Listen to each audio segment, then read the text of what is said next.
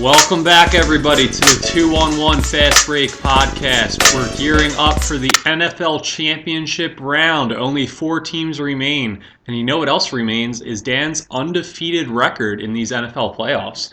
Dan, I got to say, the playoffs have treated you much better than the regular season. How's it feel? Yeah, I mean, just when you put playoffs and college and Golden Globes, I'm a somewhat decent handicapper. Yeah, it's and we'll dive into all that. The Golden Globes did wreck an undefeated week for you. It's an undefeated week, but the big play, our big one that we went big on hit. Yes, Eddie Redmayne, best actor in a drama, paid off. I got him at minus 350, thanks to you. So it was minus 900 by the time the awards came around. Yes, the line movement was heavy in the favorites' direction. So hopefully anybody that listened early on got that line a little lower, able to win a little bit of money on that. I was happy about that. So we might as well talk about the other Golden Globes pick real quick. Emily Blunt didn't pan out. No, it was a classic Golden Globe. Just give it to the most famous star over best performance. Amy Adams wasn't good in the movie. It was a typical Golden Globes move. I think most people who actually follow movies agree that Blunt should have won. But you know what? It is what it is. And somebody tweeted this out. How on earth is Big Eyes a comedy or musical? It's about the guy stealing her work and how depressed and introverted she gets because of him taking all the credit for her art. How's that a comedy? My Jewish family went on Christmas, as Jewish families tend to do, and we saw that movie. People enjoyed it, didn't think it was terrible, but it certainly was not funny. No. Not one person left being like, that was hilarious. Yeah, if anything, it'd be a drama because there's a lot of marital strife and stuff that goes along with that. And yes.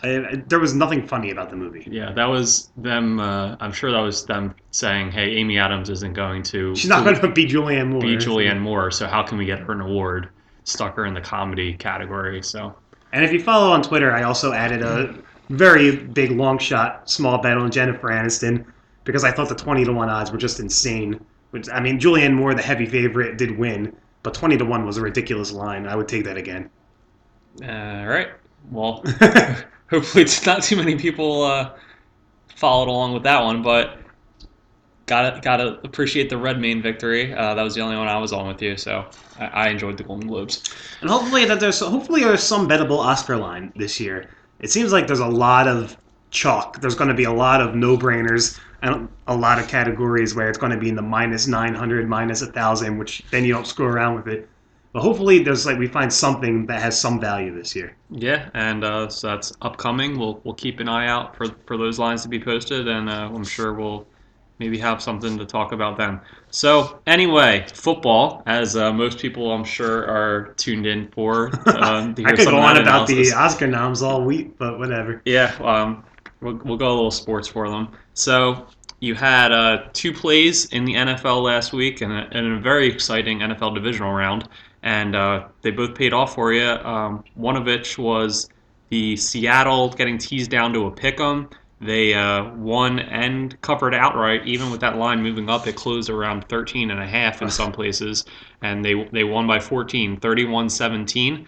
So that's the second leg of your teaser. You got one more open leg, which we'll go into. I hope somebody took my advice and started 100 open teasers with Seattle, which was basically a gimme. Yeah, if anybody did even a few open teasers with Seattle, let me know what the limit is, like whatever you were able to do. Do they have a limit? Like I feel like if you deposit your money, you can do whatever you want with it. Yeah, I don't know. I see. That's why I'm curious. All right. I want to know. I want to know more. All right, let us know if you have an answer to that. Yeah. So anyway, Seattle didn't really dominate the game like maybe some people thought they would. Carolina was in this for the majority of the game, and before that pick six late in the game, they were actually driving, could have cut it to a 1-score game and still been in it. So I mean, Carolina certainly played well, but I think Seattle just showed that they're the two-way juggernaut that everybody expects them to be this time of year. You knew that pick six was coming too.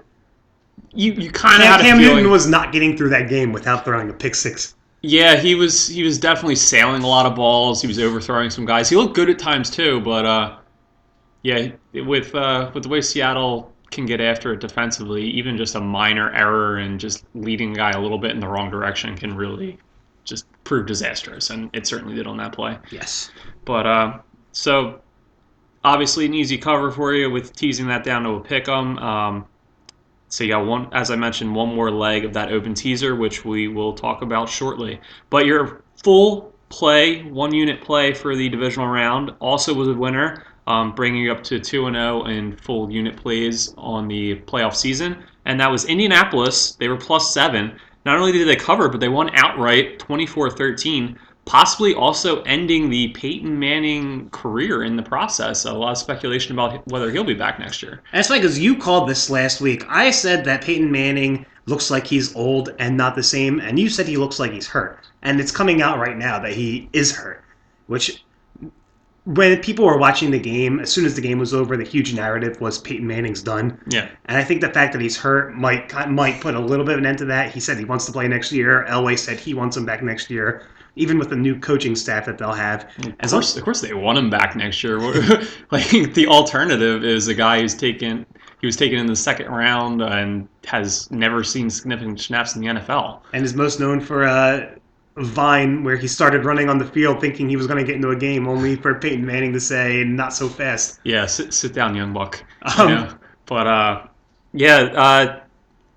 think it was pretty clear he looked injured for a few weeks there, and I think a lot of that is because he's getting old, and maybe some of those things that you're able to fight off as a younger person, you just can't really deal with once you get into your late 30s like he is. It's harder to recover. It's harder to avoid tacklers, and even just stretching is harder when you get older, and you just pull muscles more easily. So those things are just going to start piling up. So I mean, I think that's something he's definitely going to sit down and think about this offseason. But them firing John Fox is probably not, or mutually deciding to part ways isn't probably going to help him in his decision to return, I wouldn't say. I think he's going to sit down to himself and think, should I come back one more year? If maybe the Broncos will promise him a buffet of chicken parm sandwiches before every practice, before and after every practice, It sucks because it was such a hacky thing, but everyone was just making those jokes, and it was really, really, really funny. Yeah. Now it just looks sad when he's singing about a chicken parm sandwich. Yeah, so chicken parm sandwiches and Papa John's at every Denver practice next year, courtesy of the Peyton Manning retirement tour. But a team did win in that game and will be moving on to the championship round action, and that was the Colts, who, we kind of expected if they were going to win, it was because Luck would play out of his mind, and he was good. But I think the running game looked better than we might have expected. Their defense certainly looked much better with that press coverage game plan to force Manning to throw deep, which he obviously wasn't exactly. able to do. They just said, you know what, we're not giving you anything short. If you want to beat us, you're going to have to go deep, and they knew he couldn't do it. It was really smart, really good game planning, as opposed to John Fox, who C.J. Anderson should have carried the ball a lot more than he did. Yeah, he had 18 carries, but when he was effective. He had Very 80 some yards with those 18 carries. So with the way they were struggling to pass the ball, it's a little surprising he didn't get up in the mid-20s, especially because it wasn't a blowout. They was still in a one-possession game late into the game. So yeah, it was surprising they didn't give him the ball more, especially after his Twitter-shattering 4th and 2 carry that broke 2 tackles in the backfield and dove forward for about a 5-yard gain when it looked like he would have been tackled for a loss, which kind of would have ended the game at that point effectively, with the Broncos really needing to pick up that 4th down there. But it's awesome. This is what I love about football is we're down the championship weekend, and Dan Herron and Zerlon Tipton are playing significant roles on the team that could go to the Super Bowl. Yeah, and we can touch on that Pats-Colts matchup a little bit here. So do you think the Colts are going to go with a similar strategy next week, or defensively anyway? Because Brady showed against the Ravens that he's certainly still able to sling the ball around a little bit at this point in his career. Absolutely, and I actually think this is kind of a mismatch because I think New England's just going to pound the ball with LeGarrette Blount the same way they did last year, and B, you can't put Vontae Davis on a tight end, can you? You can try. Because Yeah. like I don't know if anybody can guard Rob exactly. Gronkowski. So like, that's the Colts' best defender, and he's going to be asked to shut down Brandon LaFell. It's not like last game Well, where maybe you put him on Edelman. Or, yeah, you could do something like that. yeah, But it's going to be the Patriots are going to be running the ball and they're going to be throwing it to Gronk. That's going to be their game plan. And normally, there's two things that scare me though. First off, every single person in Vegas is going to have a two-team tease with Seattle and New England. right. And I feel like one of those is going to end up uh, giving them some trouble. And this might just be Andrew Luck's year of destiny. This might just be his year where he, instead of everyone just saying how good he is, he actually becomes a Super Bowl quarterback. That's why we're not going to touch that game this week, because I'm a little scared of that, and I'm a little scared if I use that last leg on the teaser on the Pats, Luck's going to step up big time and burn me. Yeah, I don't think it's necessarily whether he's a Super Bowl caliber quarterback. I think at this point he's already proved that he is. Oh, I understand I that. think Like, this is a year it's more about whether the supporting cast can continue to play well around him, and that's why they beat Denver. It wasn't because Luck arrived or anything. I think they just got what he normally brings to the table, but everybody else was so much better for them. Yeah, and Hakeem Nicks was catching the ball last week, which he didn't do all year. He was holding on to passes. Yeah, I didn't know Hakeem Nicks was. I Yeah, didn't know he could still do things. Dante Moncrief, and of course T.Y. Hilton. They got some weapons. They're an interesting team, and don't sleep on them this weekend. Yeah. All right. So those were your two NFL plays last week. You're now 2-0, and also your two legs through your three-team teaser.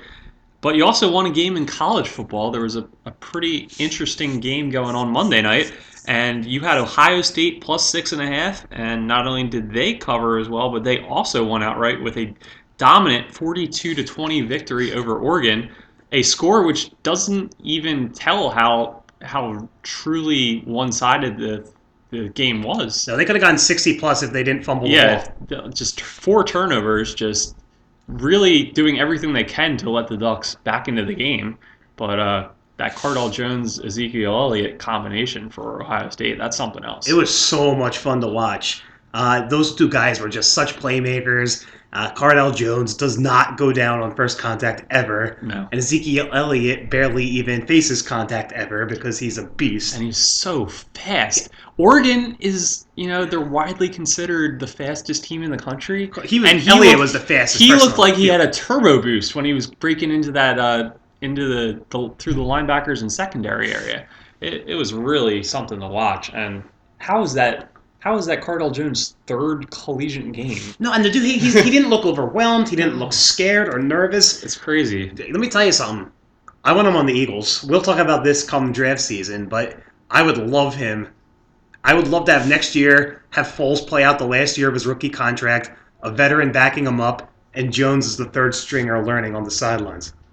So I probably should know this, but what exactly is his eligibility status? He's eligible to declare if he wants to because he's 3 years out of high school, which is the rule. Did he do a prep year or? I think something like that. I don't know exactly the details. I just know he is eligible. Okay.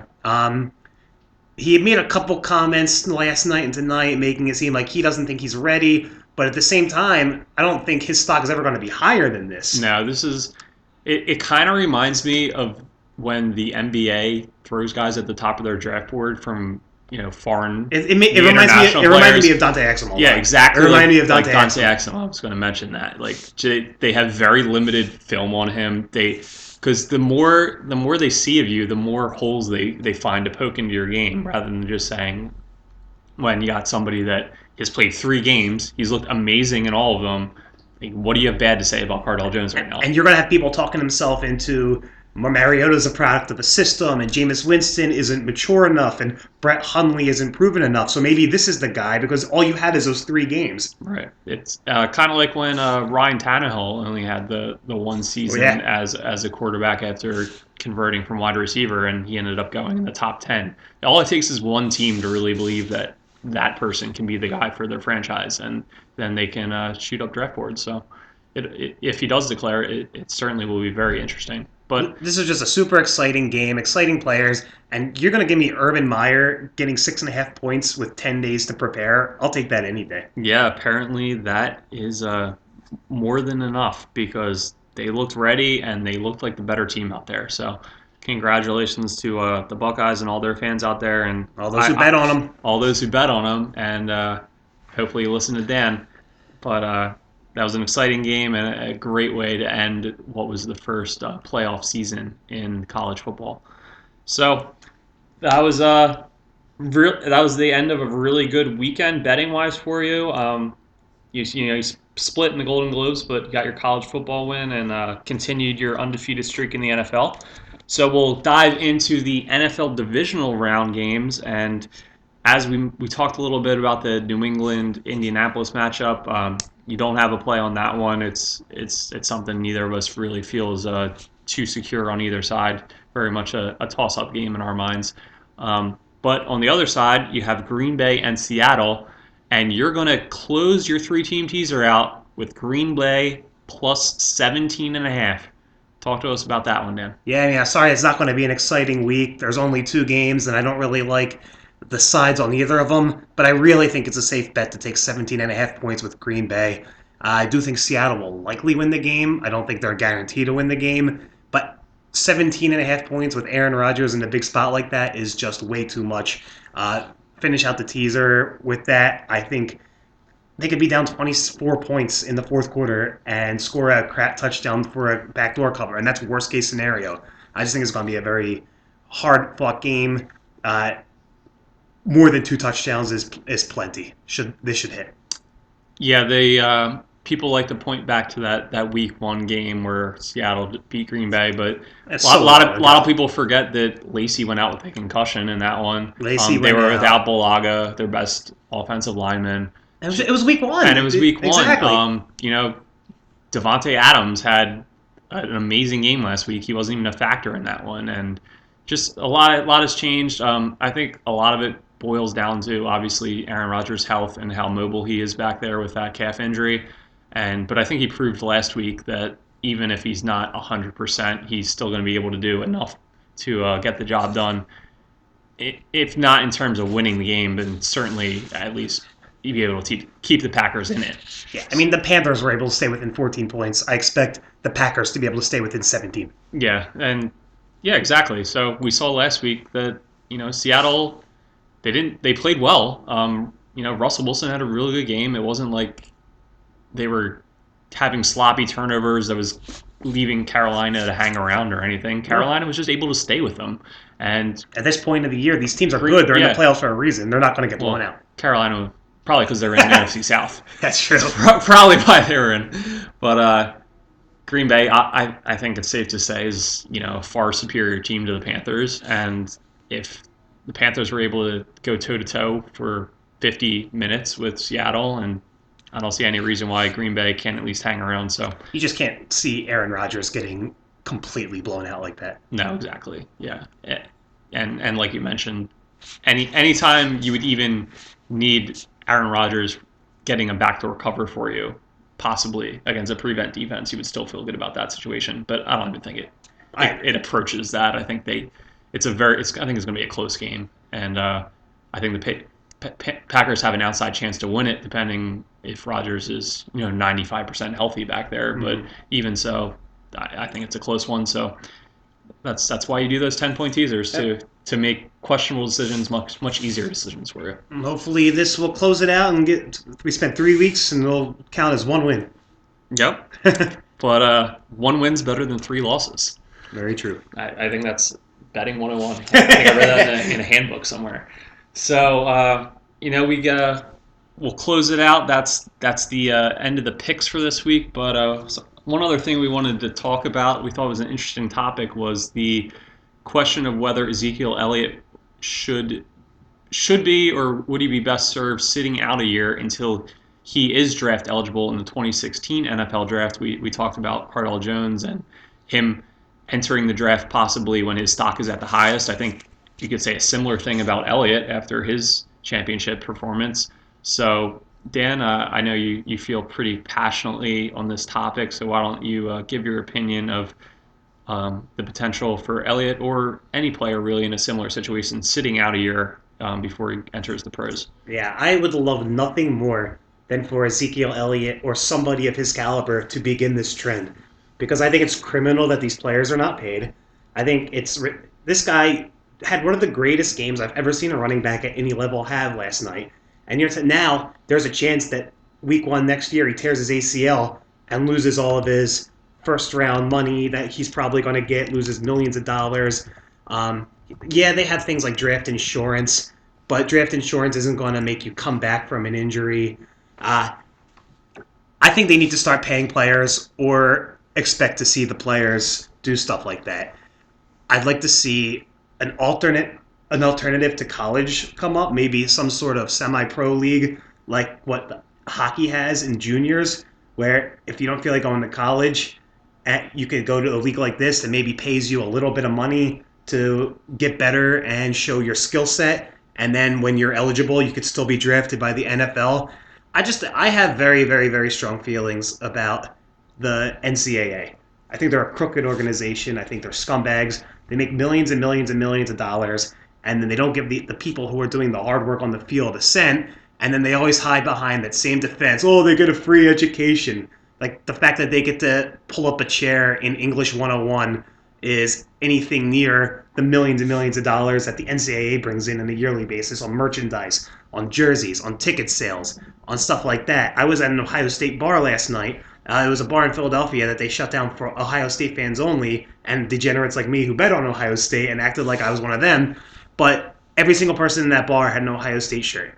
Now, who gets that money? The players whose numbers on those jerseys that I saw, or a bunch of rich suits? It's the suits. And until that changes, why should someone like Ezekiel Elliott risk his entire career by playing?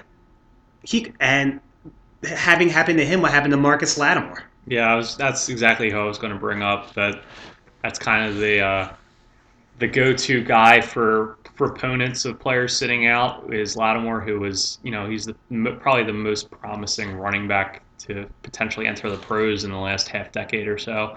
And he has that ACL injury, and still got drafted, but it was much later. And then because of the whole how difficult it really is to recover from such an injury, he had repeated leg problems, and he's probably never even going to suit up for a game at the pro level. So yeah, and like Todd Gurley got suspended this year, and it's probably the best thing that could have happened to him.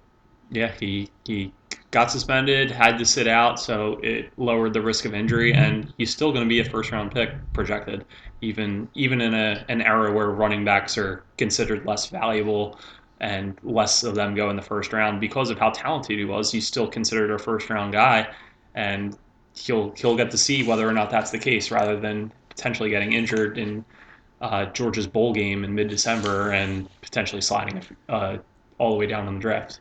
And this is not a hard thing for the NCAA to do. Give them a little bit of money. I'm not saying these guys should be paid millions of dollars a year. They should just be able to, if nothing else, they should have the right to sign autographs and be paid for something like that. Yeah, that's the thing I always found just really just terrible, and my mind's blanking on the appropriate word, but there's really no reason why Un-American. It is un-American. that is what it is. Just if a guy's sitting there for hours and he wants to, in his free time on a Saturday, go to some auto dealership and sign autographs to get people to come out to the dealership. They give him $800 for a day for a couple hours. Or sit in a sports merchandise shop, and people have to buy a photo of him or a jersey of him, and they get his autograph, and he gets kicked back for that. Why does that have anything to do with his eligibility as a collegiate player if he's doing something like that in his free time? That's something that I think NCAA doesn't want anybody making money off their product other than them. Right. Yeah. So I think that's something that any sensible person would agree is a needed reform. But then you get the detractors. You get people who are going to say, but then the schools that make a lot of money will be able to pay the most amount of money, so all the good players will go there, and there'll be absolutely no competition. Then you're going to get the feminists who are like, well, what about the women's swim team? If the men's football team gets paid, the women's swim team and the women's volleyball team should too. And we could have a whole talk about this. I do believe that the pay should be proportionate to the amount of money that that program brings in. That's a whole other topic that we could talk about another time. Yeah, I mean, you have in some universities you have the football program. The revenue that brings in supports all of the other collegiate athletic programs at that school that operate at a loss. Yes. So it's because the football or at basketball schools, the men's basketball team brings in all that money that they're even able to provide those teams and fly the volleyball or swim team, men or women. They like if you're a men's diving team, you're not bringing in money, but they still fly you across the country for meets and everything. So yeah, I agree that there should be a revenue income proportional to what the players get, and on top of that, if they're able to capitalize on their star status as an individual, they should be able to do something like that in their free time as well. And back to the original story, I think the NCAA can operate the way they do because no one's ever going to call them on it. No one's ever going to. People just go to college and they play. They don't have to pay the athletes, and the athletes go and they play. They need someone just like NFL this year. They had all those domestic violence issues, and ratings are just as high as they always are. No, they never have to answer. The big corporations never have to answer for any of the problems they have. So if Ezekiel Elliott maybe started a trend where some of the better athletes don't come to college, maybe they'd have to rethink their position.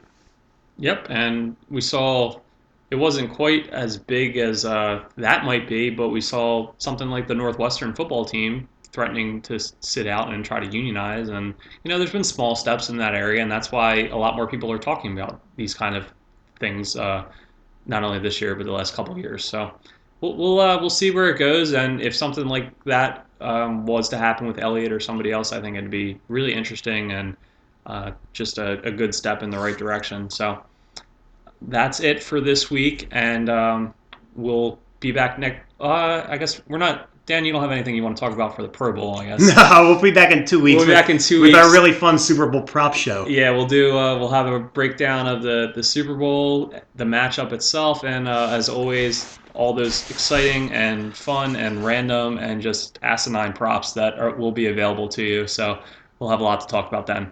So until then, everybody, good luck with your plays this week. Enjoy the action, and we'll talk to you soon. See you later.